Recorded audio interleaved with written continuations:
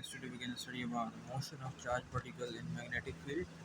कि हमारे पास क्या मोशन होती है एक चार्ज पार्टिकल की एक मैग्नेटिक फील्ड के अंदर अगर हम उसको छोड़ें तो जैसे कि आप डायग्राम में देख सकते हैं कि हमने जो है यहाँ पर कैथोड रे लगाई हुई है एंड वो डिफ्लेक्ट हो जाएगी जब मैग्नेटिक फील्ड आएगी। जैसे ही हमने मैग्नेटिक रखा है तो वो तरह से डिफ्लेक्ट करेगी, यानी कि मोशन ऑफ चार्ज पार्टिकल पहले बिल्कुल स्ट्रेट जा रहा था, लेकिन जैसे ही मैग्नेटिक फील्ड अप्लाई हुई है तो वो एकदम से डिफ्लेक्ट हो गया है। The moving charges also experience a magnetic field as shown in figure 13.16.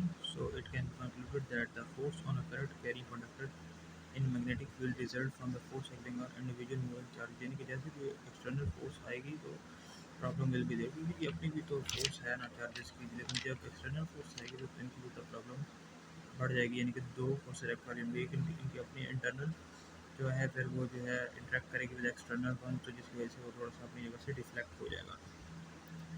तो magnetic force on a point charge अगर हम देखें तो उसमें हमें क्या कहता है when a point charge is placed in an electric field, यानी कि जब भी एक पॉइंट चार्ज इलेक्ट्रिक फील्ड में रखा जाता है वो एक्सपीरियंस करता है इलेक्ट्रिक फोर्स को, लेकिन जब भी उसी तरह जब मैग्नेटिक फील्ड में रखा जाता है तो वो एक्सपीरियंस करता है मैग्नेटिक फील्ड को भी। तो ये दोनों कंडीशन मेट हो जाती हैं। The charge must be moving because no magnetic force charge को मूव करते रहना चाहिए, मूव हो रहा होना चाहिए, वरना मैग्नेटिक फील्ड एक्ट नहीं करती। The velocity of the moving charge must have a component that is perpendicular to the direction of magnetic field। यानी कि जो वेलोसिटी है मूविंग चार्ज की वो परपेंडिकुलर होनी चाहिए मैग्नेटिक फील्ड के साथ, ठीक है। वो हम आपको पूरा एक एक बात बताएंगे। Consider a positive charge Q moves at velocity v, यानी कि एक चार्ज है क्यू वेलोसिटी v से मूव कर रहा है। एक पॉइंट आएगा where the magnetic field is B, इसकी मैग्नेटिक फील्ड बी हो जाएगी, जैसे कि आपको 13.17 में दिखाई दे रहा है, यानी कि मैग्नेटिक फील्ड बी हो जाएगी। यानी कि ये देखें, ठीक है, यानी कि वेलोसिटी है इसकी मैग्नेटिक फील्ड बी है, वो चार्ज को दे, ठीक है। तो आगे देखते हैं कहता है the angle between v and b is theta, the magnitude of the magnetic force acting on the point charge is the product of, ये देखो इन दोनों के दरमियान एक थीटा भी है v and b के दरमियान है।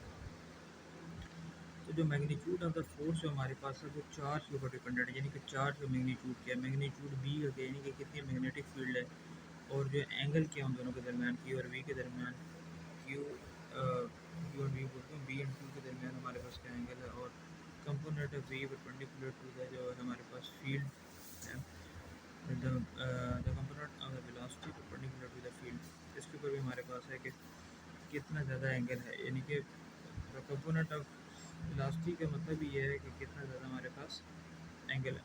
तो हमारे पास तीन चीज़ों के ऊपर इस टाइम पे फोर्स डिपेंड कर रही है। एक हमारे पास चार्ज है Q and V, velocity and V magnetic field है, उनके दरमियान जो थीटा है, लेकिन जब हम दोनों को हटाएंगे तो कॉन्स्टेंट आ जाएगा। तो बाकी हमारे पास क्यू भी साइन थीटा वैसे को वैसा है, लेकिन जब इसको वैक्टर्स में रखेंगे क्यू जो है वो मैग्नीट्यूड है, बाकी जो वैक्टर्स हैं उनको तो मल्टीप्लाई कर लिया। अब मैक्सिमम कब होगी और मिनिमम फोर्स कब होगी, मैक्सिमम कब होगी जब मेरे पास जो थीटा साइन है वो 90 होगा। जब भी साइन 90 होगा तो उसका मतलब होगा कि वी एंड बी परपेंडिकुलर है, ठीक है, वेलोसिटी एंड जो मैग्नेटिक फील्ड है वो परपेंडिकुलर। मिनिमम कब होगा जब साइन 0 हो जाएगा, यानी कि वी एंड बी पैरेलल हो जाएंगे, यानी कि वो बिल्कुल स्ट्रेट चलना शुरू हो जाएगी। एंड फोर्स कब ज़्यादा होगी जब उन दोनों के दरमियान एंगल जो है वो कुछ बनेगा, यानी कि 90 डिग्री का बनेगा तो मैक्सिमम फोर्स होगी। लेकिन जब पैरेलल है, यानी कि इधर देखो जैसे मैग्नेटिक फील्ड के साथ कोई भी इंट्रैक्शन नहीं हो रही बात, तो ये पैरेलल है एंड इनकी जो एंगल है वो 0 है यहाँ पर। तो ये मेरे पास topic motion of charge particle in magnetic field का और a magnetic force on a point charge. तो इसको हम आगे देखते हैं। आगे बोलता है in some cases it is convenient to look at the factor sine theta from a different point of view if we associate the factor sin theta with the magnetic field instead of with the velocity, then d sin theta is a component of the magnetic field perpendicular to the velocity of the charge particle। यानी कि देखो v sin theta बनेगा जब perpendicular हम v से draw करेंगे, v sin theta बनेगा जब मेरे पास परपेंडिकुलर हम लोग v से ड्रा करेंगे। तो ये उसने वही किया जो हमने किया एंड मैक्सिमम मिनिमम को बताया हुआ, तो पढ़ लेते हैं दफ़ा। The magnetic force can be drawn in the term of cross product। Cross product तभी होता है जब वेक्टर होता है। The force is greatest when the particle move perpendicular, इनका 90 डिग्री का होगा। मिनिमम का होगा जब 0 होगा। The direction of force is perpendicular to the magnetic field and to the velocity of the particle। For a positive charge The right hand rule 2 and the Fleming left hand rule for force on a current carrying conductor are used to determine the direction of force where the direction of the current is replaced by velocity of the charged particle. Figure 13.8. The direction of the magnetic force Fp acting on a charged particle moving with the velocity v in the presence of magnetic field. The magnetic force is perpendicular to v. The magnetic force is perpendicular to v. ठीक है, इधर है ये इस second diagram पहली diagram में कैसे ए में ऊपर हाँ कुछ पता नहीं. अच्छा, oppositely directed magnetic force is exerted on the two oppositely charged particles moving at same velocity in a magnetic field. ये सेम मूव कर रहे हैं बादल. ये देखो ये मेरे पास जो है ना वो लेफ्ट हैंड रूल और वो यूज़ हो रहे हैं. देखो फ्लेमिंग लेफ्ट हैंड रूल ये है ना, यानी कि ऊपर मेरे पास फोर्स है, ये मेरे पास मैग्नेटिक फील्ड है और ये मेरे पास वेलोसिटी है. ये हो गया. अच्छा, अब मेरे पास जो है वो यही वाला यूज़ हो रहा है, यानी कि ये वाला राइट हैंड रूल. यानी कि राइट हैंड रूल है तो मतलब कि ऊपर मेरे पास वेलोसिटी है, यानी कि यही वाला उलट कर दिया हमने. वेलोसिटी अब ऊपर आ गई, ये बी इधर हो गया एंड एफ नीचे हो गया. ठीक है, समझ गए. अच्छा, अब हम आगे बात करते हैं. The force on a current carrying conductor and motion of charged particle in magnetic field. यानी कि अगर कोई मेरे पास करंट कैरिंग कंडक्टर है, उसकी मोशन अगर हमें फाइंड करनी है मैग्नेटिक फील्ड के अंदर, तो हम क्या करेंगे. करंट कैरिंग कंडक्टर है तो उसके ऊपर जो फोर्स लग रही है उसको कोई ना मैग्नेटिक फील्ड होगी. करंट की उसने ऑलरेडी बता दिया आई एल लेंथ होगी उसकी कोई ना कोई, जो साइन थीटा भी साथ में दे दिया. तो B I L sine theta ये हो गया. तो करंट किसके इक्वल होता है, Q equal to I T के इक्वल होता है. अगर हम यहाँ देखें तो मेरे पास जो है उसने बोला motion of charge particle and magnetic field. तो चार्ज पार्टिकल का मतलब है उसमें करंट है, लेंथ भी है उसकी कोई ना कोई मैग्नेटिक फील्ड के अंदर. तो देखते हैं the force on current carrying conductor. Current I आ गया, लेंथ उस कंडक्टर की कोई ना कोई होगी, एल आ गई, बी मैग्नेटिक फील्ड भी होगी. अब हमने अगर आई की वैल्यू निकालनी है तो P equal to I T से निकाल सकते हैं. तो वो मेरे पास क्यू बाई टी आ जाएगी और चार्जेस नंबर ऑफ चार्जेस हैं तो एन साथ उसके आ जाएगा. वेलोसिटी निकालनी है और लेंथ निकालनी है तो लेंथ मेरे पास V is equal to D T. तो डी जो है वो मेरे पास लेंथ होती है एंड वो मेरे पास देन आ जाएगा L is equal to D T. And जब हम इन दोनों की वैल्यूज डालेंगे, जैसे ही हम लोग वैल्यू डालेंगे बी आई एल की जगह पे बी और आई की डालेंगे N Q by T and L की जगह पे वी टी, तो टी से टी कैंसिल हो जाएगा. तो ये मेरे पास बाकी N B Q V sine theta आ जाएगा. एन अगर 1 हो जाए यानी कि नंबर ऑफ चार्जेस एक है तो ये मेरे पास force B Q V sine theta आ जाएगी. उसको जन वेक्टर में करें तो पिछली की तरह क्यू वी वी एंड वो सारा कुछ बन जाएगा. ठीक है, तो ये अब अगर हम लोग बात कर लें कि circular motion of charge particle in uniform magnetic field, यानी कि सर्कुलर मोशन अगर मेरे पास हो रही हो तो सर्कुलर मोशन क्या है. सर्कुलर मोशन जब भी हो रही होगी तो मेरे पास जो है वो सेंट्रीपिटल फोर्स होगी. तो सेंट्रीपिटल फोर्स जो है वो मेरे पास इक्वल होगी इसकी यूनिफॉर्म मैग्नेटिक फील्ड. जैसे मिलेगा यूनिफॉर्म मैग्नेटिक फील्ड, जैसे मैग्नेटिक फील्ड की इक्वल हो जाएगी मेरे पास सेंट्रीपिटल फोर्स. यानी कि एफ सी मेरे पास इक्वल हो जाएगा एफ बी के. तो एफ सी मेरे पास एम वी स्क्वायर है, एफ बी मेरे पास charge velocity and magnetic field है. इन दोनों को कंपेयर कर लेंगे तो मेरे पास बी से बी कैंसिल हो जाएगा, M B R Q B आ जाएगा. एक सेकेंड.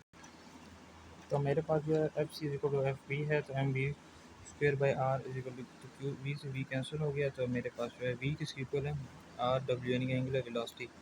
तो दोबारा आर से आर कैंसिल हो जाएगा, M W is equal to Q B आ जाएगा.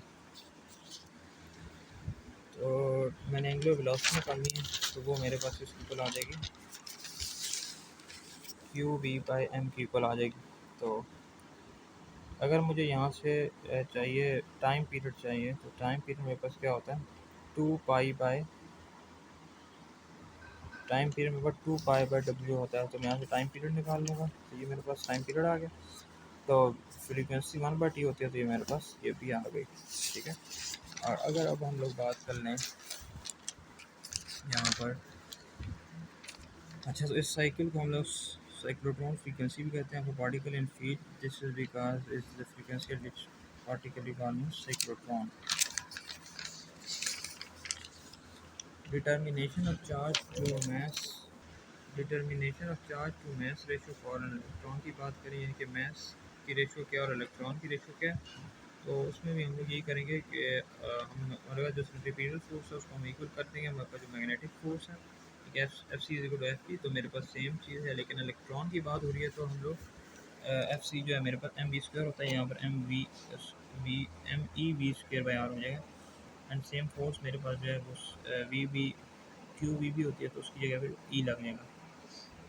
बाकी अब हमें उनकी रेशो चाहिए, तो एक तो वी से वी कैंसिल हो जाएगा, दूसरा रेशो चाहिए तो Q E by M E हो जाएगा, तो वो इक्वल किसके आ जाएगा, वी बाई बी आर, यानी कि जो वी बचा है उसके नीचे डिवाइड हो जाएगा बी और आर। सही है। तो अब हमारे पास जो है तो अगर हम यहाँ पर बात कर लें कि मेरे पास जो है इसकी वेलोसिटी किसकी इक्वल होगी, क्योंकि जो हमारे पास चार्ज मूव कर रहा है, मास उसका अगर हमने फाइंड करना हो तो हम कर सकते हैं, अगर हमने उसकी मैग्नेटिक फील्ड फाइंड करनी है वो भी हम लोग कर सकते हैं। तो वेलोसिटी हम लोग किधर से फाइंड करेंगे, वेलोसिटी फाइंड करने के लिए हम लोग काइनेटिक एनर्जी का फार्मूला लगाएंगे 1/2 mv², जो कि मेरे पास किसकी इक्वल होगा, क्यू ई बाई वी के इक्वल होगा। वी मेरे पास जो है वो पोटेंशियल डिफरेंस है, ठीक है। Practically the value of B can be calculated easily from the apparatus shown in figure 13.20। B की वैल्यूज कैलकुलेट हो सकती है from ring coil called Helmholtz coil. The radius r can also be calculated by making the electron beam visible through ionization and de-excitation of the gas molecule. However, the velocity is determined by the calculating the kinetic energy of electron by applying the potential difference of known value such that the law of conservation of energy।